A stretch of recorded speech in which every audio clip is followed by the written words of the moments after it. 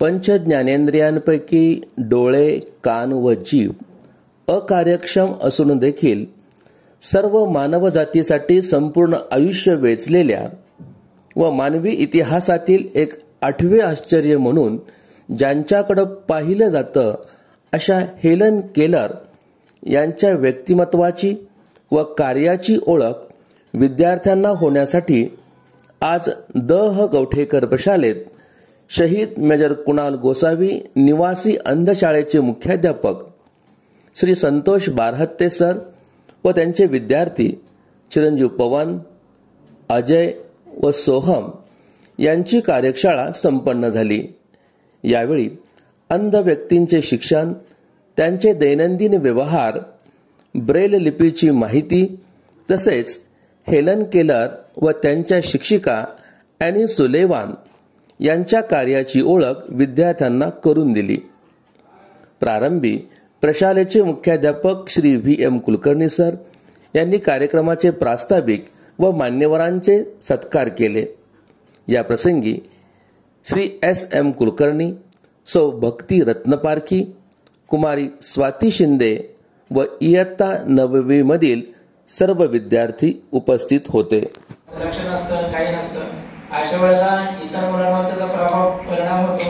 शिक्षकांना त्यासारख्या मुलांना जी खोडकर मुले त्यांच्याकडे जास्त लक्ष गेलं की इतर मुलांच्या अभ्यासक्रमावर परिणाम होतो. तर पण इथं मात्र यामुळे दिसायची नव्हतं, ऐकायला येत नव्हतं, बोलता सुद्धा येत नव्हतं. अशा मुलीला शिकवायचं कसं आहे, फार मोठा आव्हान एनी सुलेवान यांच्याकडे होतं. पण त्या जन्मले नाही, एक संशोधक वृत्तीनं या विद्यार्थिनीकडे खेळणकडे त्यांनी पाहिलं की आपलं एक आव्हान आहे, या मुलीला आपण शिकवायचं, तिला सक्षम बनवायचं. यातून जे काही घडेल, हेतू कसा असतो शिक्षकांचा, विद्यार्थी घडला की त्यांच्या म्हणजे शिक्षणाचं एक सार्थक झालं वाटतं त्यांच्या नोकरीचं, त्यांच्या व्यवसायाचं. तर याने सगळ्यांना वाटायचं की या मुली जर मुलगी शिकली आज, तिला जर मी शिकवलं तर या शिक्षणाचा, या प्रशिक्षणाचा जगातल्या सगळ्या देशांमध्ये याचं अनुकरण केलं जाईल. आणि निश्चितच पुढच्या पिढीला जे अपंग जन्माला येतील त्यांना कुठल्याही प्रकारचा प्रॉब्लेम येणार नाही. मग डॉक्टर यांनी सुलेवान यांनी हेलनला शिकवायला सुरुवात केली. अगदी तिच्या तोंडामध्ये बोटं घालून तिची जीभ वळवायची आणि ABCDEFG असं स्पेलिंग तिला म्हणायला सांगायचं. तिच्या हातामध्ये काही वस्तू द्यायची, समजा आता बाहुली द्यायची, DOLL डॉल द्यायचं, किंवा काही बॉल द्यायचा BALL बॉल, किंवा पाणी द्यायचं तिच्या हातामध्ये, तिच्या हातावर लिहायचं WATER लिहायचं तिच्या हातावर. आणि या स्पेलिंग मधून, या अक्षरांच्या याच्यामधून हेलनला जाणवायचं की पाणी दिले की मॅडम काय करतात, WATER ते स्पेलिंग देतात पाणी दिल्यानंतर. असं अनेक वेळा घडतं. बॉल दिल्यानंतर BALL देतात, डॉल दिल्यानंतर DOLL देतात, आणि अन्य कुठली वस्तू दिली BAT बॅट देतात. तर हेलनच्या लक्षात आलं की वारंवार एक गोष्ट दिली की तेच स्पेलिंग आपल्या हातावर लिहिलं जातं. आणि त्यामुळं हेलनच्या लक्षात आलं की अशा प्रकारे ती हळूहळू पुढं स्वतः ती वस्तू ओळखायला शिकली. हेलन स्वतः ओळखायला शिकली. आपल्याला माहिती आहे की 5 संवेदना आहेत माणसाला. 5 संवेदना आहेत: शब्द, स्पर्श, रूप, रस आणि गंध. 5 संवेदना आहेत माणसाला. शब्द म्हणजे आवाज. आवाजातून आम्हाला सगळं कळतं जगामध्ये काय चाललेलं आहे. आवाज एक सांगू शकत नाही, ते दिसत नाही आपल्याला. त्याच्यामुळे ही एक संवेदना आपली कट झाली. 5 संवेदना जे सांगितले त्यातली एक कट झाली. दुसरी चौथी संवेदना आहे रस. शब्द, स्पर्श, रूप, रस. चौथी संवेदना आपली रस. रस म्हणजे चव घेणं. जेव्हा आपण कुठलाही पदार्थ लावला की लक्षात येते गोड आहे, तिखट आहे, आंबट आहे, खारट आहे, तुरट आहे, आळणी आहे, हे लगेच लक्षात येतं. तर हे रसग्रहण करण्याची क्षमता जिभेमध्ये आहे. जिभ हे आपलं ज्ञानेंद्र आहे, फार मोठं ज्ञानेंद्र आहे. त्याच्यामुळे आपल्याला कळतं, तोंडामध्ये घास घातलं समजते पदार्थ चविष्ट झाला आहे का, काय बेचव आहे, कडवट आहे काय, ते लगेच कळतं. म्हणून ही एक फार मोठी शक्ती निसर्गाने माणसाला दिलेली आहे. यानंतर 5वी संवेदन शक्ती आहे ती गंध म्हणजे वास. वासा म्हणजे वास ग्रहण करायचं काम हे नाक करतं आपल्या माणसाचं. तर नाक हे अत्यंत महत्वाचं असं ज्ञानेंद्रिय माणसाला निसर्गाने दिलेली आहे. नाकाने आपण श्वास घेतो, श्वास घेतो आणि या श्वासातून बऱ्याच गोष्टी आपल्याला म्हणजे गंध, वास याच्यावरून कळतं आपल्याला. समजा एखाद्या हॉटेल पासून चालू की लक्षात येते काही खमंग वडापाव आहे किंवा काही नाश्ता बनवलेला आहे लक्षात येतं, किंवा एखाद्या कॅन्टीन पासून चालू चहाचा वास येतो, घरामध्ये आई काय स्वयंपाक करते घरात गेल्यानंतर ते वासावरून कळते की कुठला पदार्थ आई आज बनवायला लागलेले आहे. ते वास येणं ही फार मोठी शक्ती माणसाला निसर्गाने दिलेली आहे. की सांगायचा उद्देश असा की या 5 संवेदना माणसाला दिलेल्या आहेत. या 5 संवेदनापैकी कुठलीही एक संवेदना नसेल तर त्याला आपण अपंग असं म्हणतो.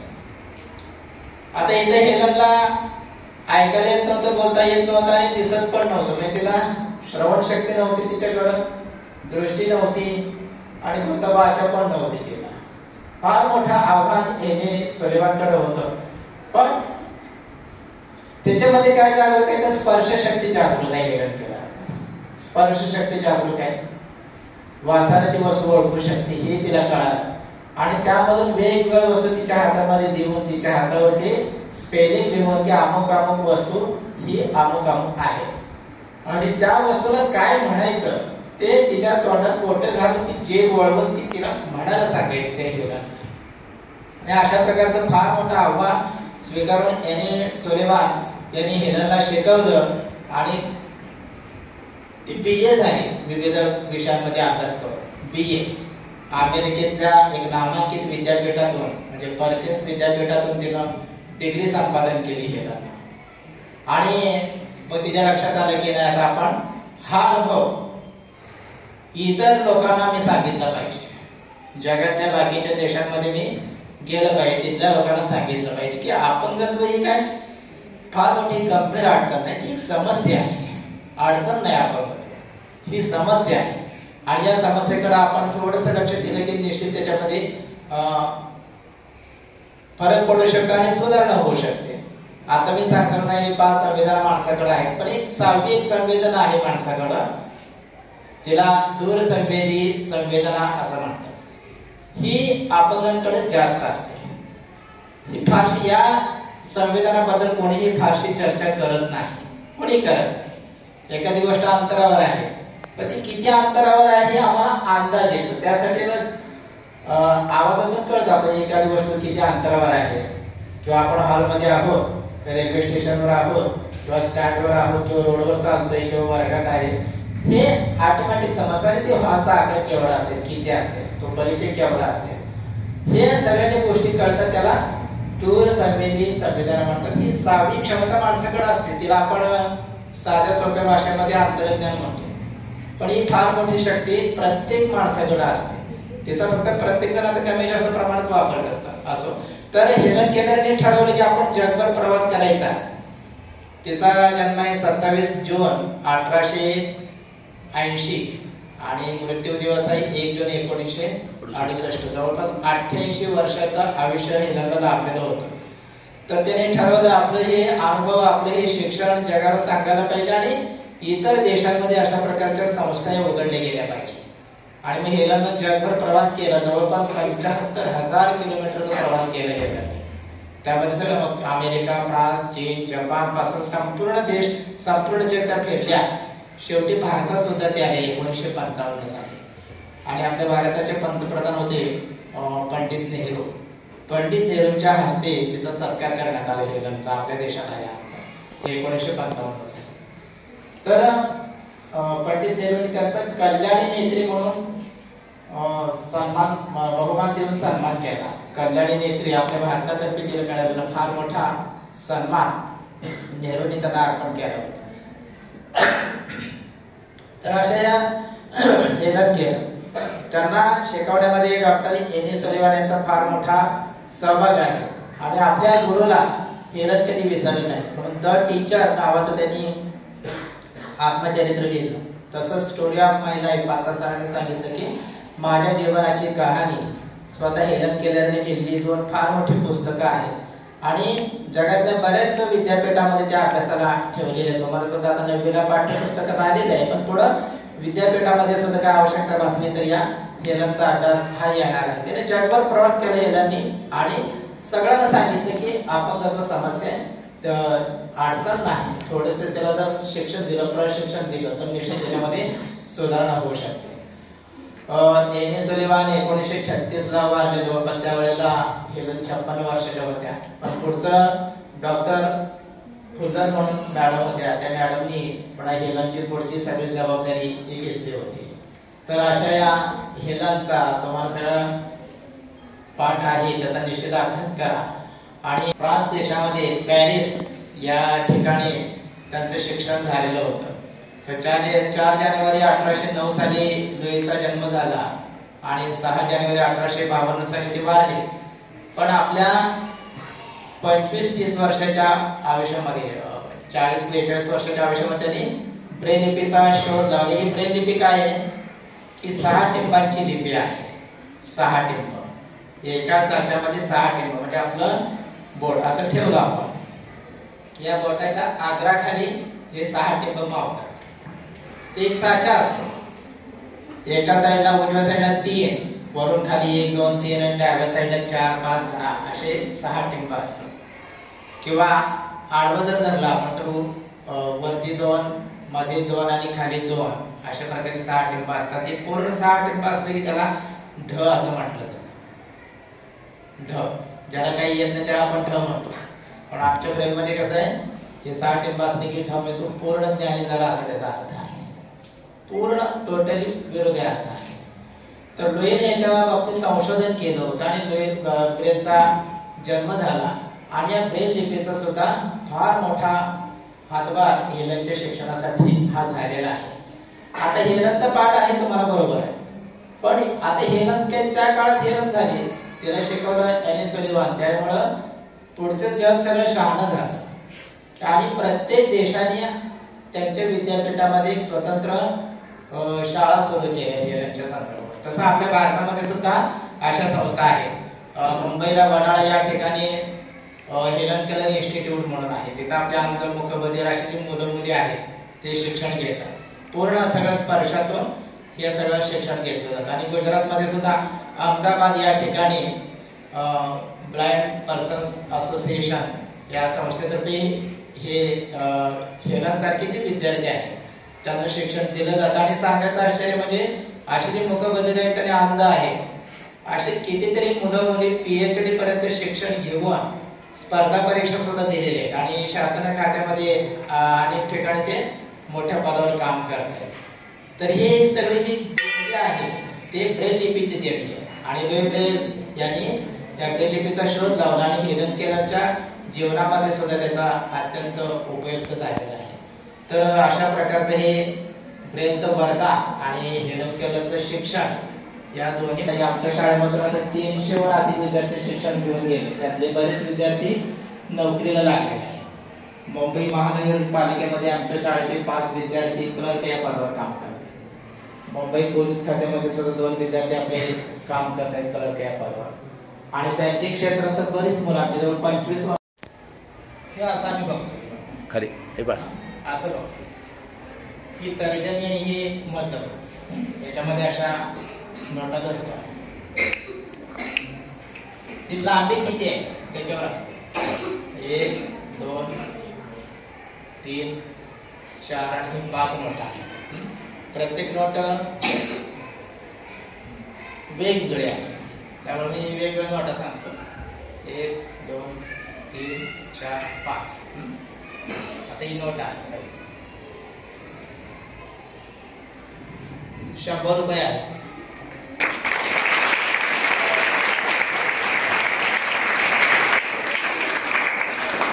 बरोबर आहे ना? ही दुसरी नोट आहे 50 रुपये.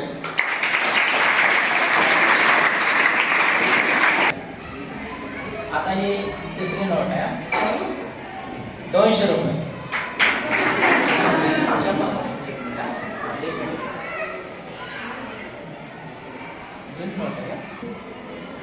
हे नवीन आहे. ही 200 रुपये.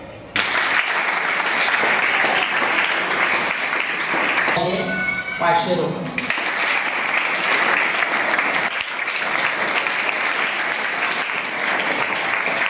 ₹1-2 वगैरे त्याच्यामध्ये थोडेसे गल्लत होते आमचे. त्याच्यामध्ये शासनाचा संशय शासनामध्ये काय केलं होतं, ज्या लोकांना म्हणजे दृष्टिदोष आहे, आता म्हातारे झाल्यानंतर वृद्ध झाल्यानंतर दिसत नाही डोळ्याला, त्यावेळेला असा उपयोग होऊ शकतो नाही, किंवा अंधारामध्ये सुद्धा आपण तुम्ही स्वतः सुद्धा अंधारामध्ये लाईट गेली आणि नोट आपल्या हातामध्ये असेल तर आपण ओळखू शकतो.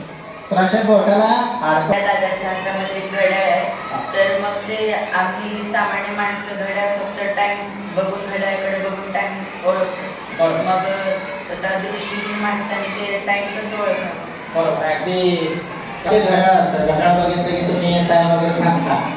पण आता पूर्वी ब्रेल घड्याळ होता आमचा, ब्रेल घड्याळ स्वतः वगैरे माहिती आहे टाइम वगैरे सांगायचं. आता अलीकडे काय झाले की मोबाईलवर वगैरे टाइम सांगितला जातो आणि बोलती घड्याळ निघालेली आहे.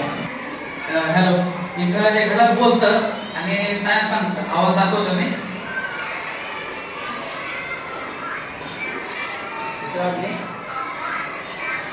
2:01 सध्या सांगा. बरोबर आहे.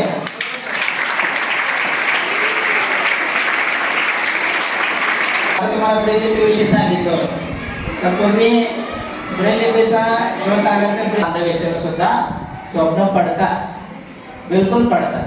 झोप लागल्यानंतर झोपेमध्ये स्वप्न पडतात आणि आमचे सगळे विद्यार्थी सांगतात सकाळी, सर मला अमुक स्वप्न पडलं होतं काल, माझी आई मला भेटायला आली होती, माझे पप्पा मला भेटायला आले होते, असं काय काय स्वप्न पडतं ते सांगत असतात.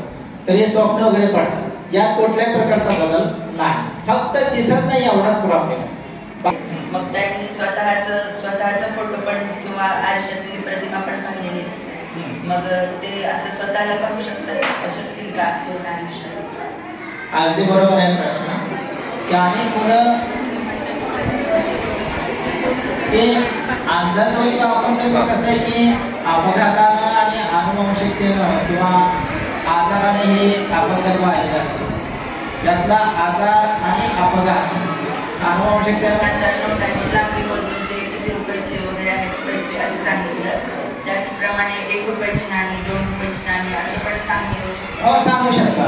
पण त्याच्यामध्ये आता सांगितलं जुन्या नोटांनी नवीन नोटी खात्री करून घ्यावं लागते. तशा प्रकारे नवीन नाणी दिली, आता 10 रुपयाचं एक नाणं आहे आणि 20 रुपयाचं नाणं, दोन्ही नाणी एकसारखी, त्याचा आकार. मग तुम्ही कसं करता, प्राण्यांना कसं ओळखता? आवाज. आता कुत्रा ओरडतो आहे, कावळा चिमणी ओरडते आहे, बदक आहे, कोंबडा आहे, आवाजावरून ओळखतो आम्ही. आणि आमच्या शाळेमध्ये आम्ही लहान मुलांना जे लाकडी खेळण्यास लागली वस्तू, जे लाकडाचा जैसा वृक्षाने संत नामदेव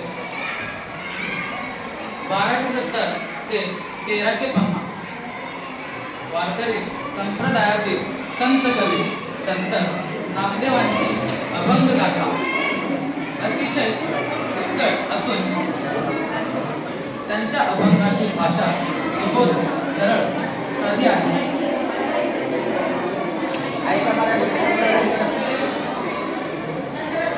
संत नामदेवांनी हिंदीतही रचना केली आहे.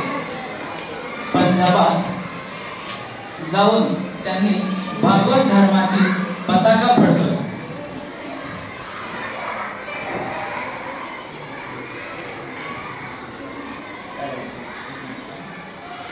गुरु ग्रंथ साहेब या ग्रंथात त्यांची 61 कवने समाविष्ट असून भक्त नामदेवजी की मुखबाणी या नावाने ती प्रसिद्ध आहे.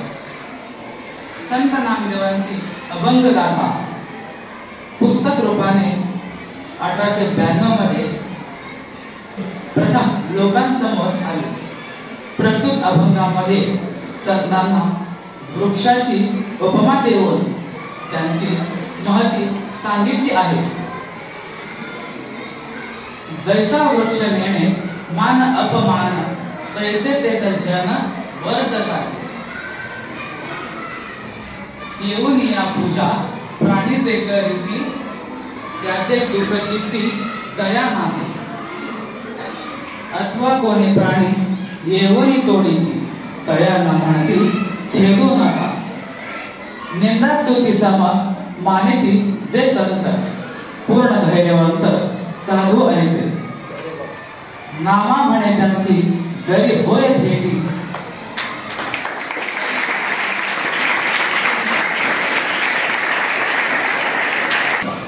त्यातलं किती प्रत्येकाला होते पुस्तकं आहेत ना? अभ्यासक्रम जो तुमचा आहे तोच अभ्यासक्रम माझ्या मुलांना सुद्धा आहे. अभ्यासक्रमात कुठलाही फरक शासनाने केलेला नाही. अभ्यासक्रम सेम आहे. मराठी, हिंदी, इंग्लिश, इतिहास, भूगोल, गणित, विज्ञान सगळ्या प्रकारचा अभ्यासक्रम अगदी सेम आहे. त्यात कुठलाही बदल केलेला नाही. आता हे लिहितात कसं ही माहिती सांगतो आहे.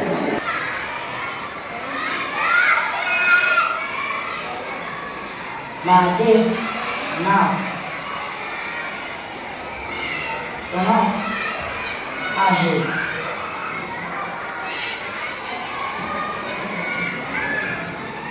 मी आज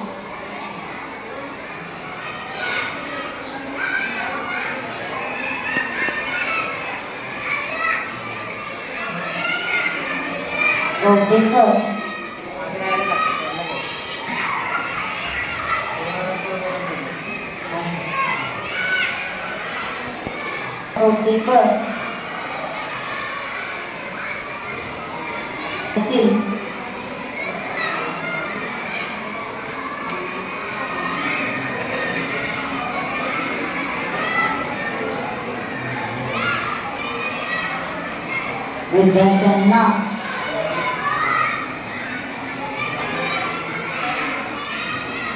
भेटलो. वा.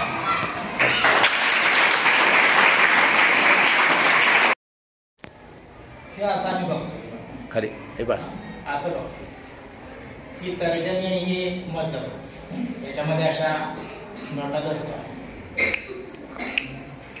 ती लांबी किती आहे त्याच्यावर असते. 1 2 3 4 आणि 5 नोटा. प्रत्येक नोट वेगवेगळे आहे. त्यामुळे मी वेगवेगळ्या नोटा सांगतो. 1 2 3 4 5. आता ही नोट आहे 100 रुपये आहे.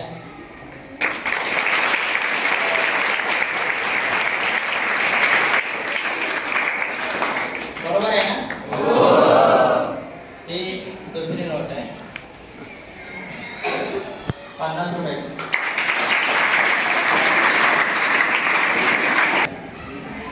आता ही तिसरी नोट आहे 200 रुपये.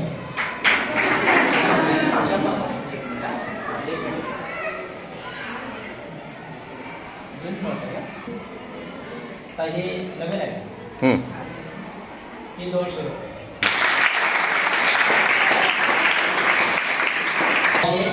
500 रुपये.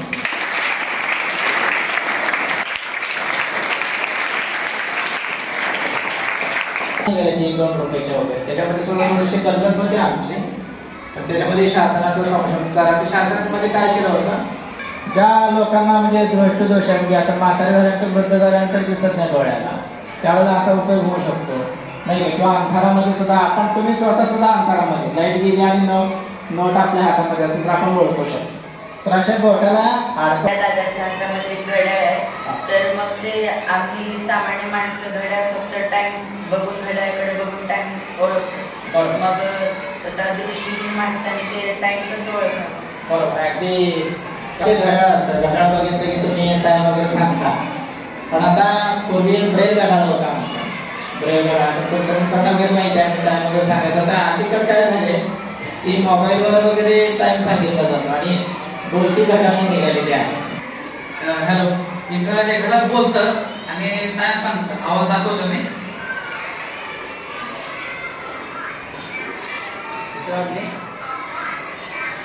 2 वाजून 1 मिनिट सध्या होणार. बरोबर आहे का?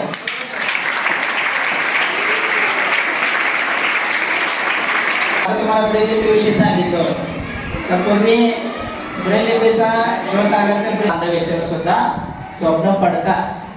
बिलकुल पडतात. झोप लागल्यानंतर झोपेमध्ये स्वप्न पडतात आणि आमचे सगळे विद्यार्थी सांगतात सकाळी सर मला अमुक स्वप्न पडलं होतं काल माझी आई मला भेटायला आली होती, माझे पप्पा मला भेटायला आले होते, असं काय काय स्वप्न पडतं ते सांगत असतात. तर हे स्वप्न वगैरे पडतात, यात कुठल्याही प्रकारचा बदल नाही, फक्त दिसत नाही एवढाच प्रॉब्लेम. मग त्यांनी स्वतःचा फोटो पण किंवा आरशातली प्रतिमा पण पाहिलेली नसते, मग ते असं स्वतःला पाहू शकतील का पूर्ण आयुष्यात? अगदी बरोबर आहे प्रश्न. त्याने मुलं ते अंदाज होईल का आपण कसं आहे की अपघातानं आणि अनुवंशिकतेनं किंवा आजाराने हे अपघात व्हायचे असते. त्यातला आजार आणि अपघात अनुवंशिकतेनं लांबी बदलून ते किती रुपयाचे वगैरे आहेत पैसे असं सांगितलं, त्याचप्रमाणे 1 रुपयाची नाणी, 2 रुपयाची नाणी असं पण सांगू शकता.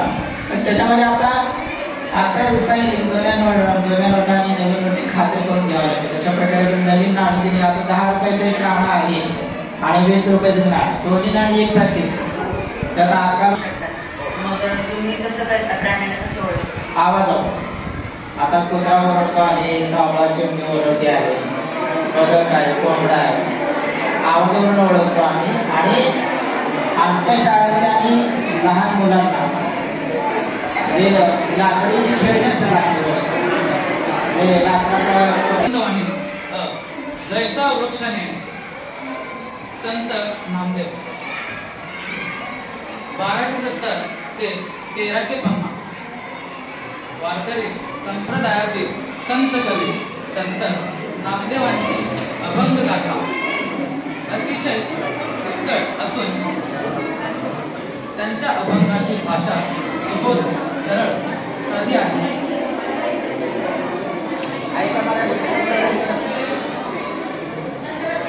संत नामदेवांनी हिंदीतही रचना केली आहे. पंजाबात जाऊन त्यांनी भागवत धर्माची पताका फडकवली.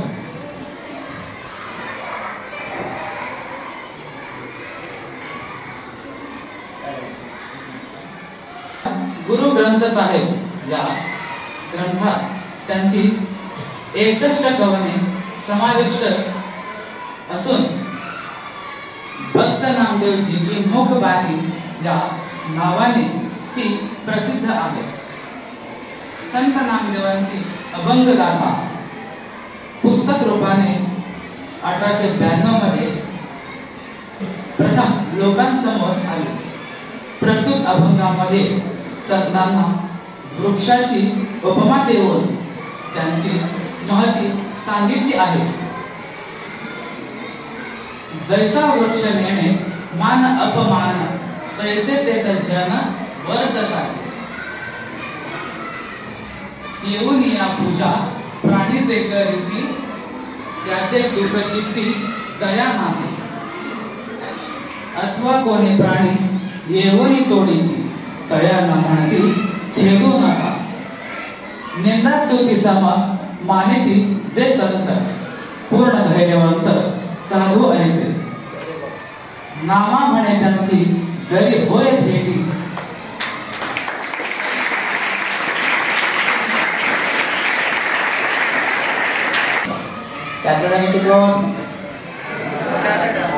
तुमच्याकडे होते पुस्तकं आहेत ना? अभ्यासक्रम जो तुमचा आहे तोच अभ्यासक्रम वाचून मुलांना सुद्धा आहे. अभ्यासक्रमात कुठलाही फरक शासनाने केलेला नाही. अभ्यासक्रम सेम आहे. मराठी, हिंदी, इंग्लिश, इतिहास, भूगोल, गणित, विज्ञान सगळ्या प्रकारचा अभ्यासक्रम अगदी सेम आहे. त्यात कुठलाही बदल केलेला नाही. आता हे लिहितात कसं हे पाहिजे सांगतो.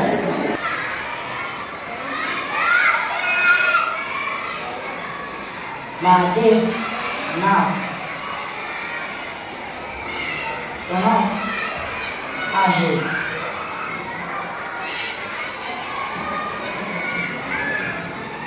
मी आज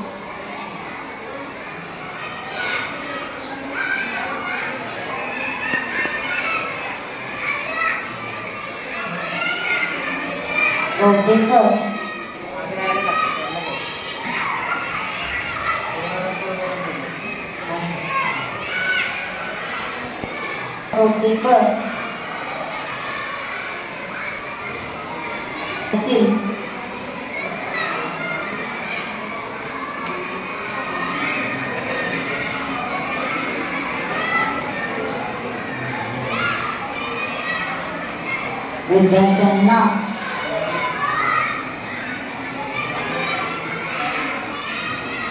भेटलो. वाह.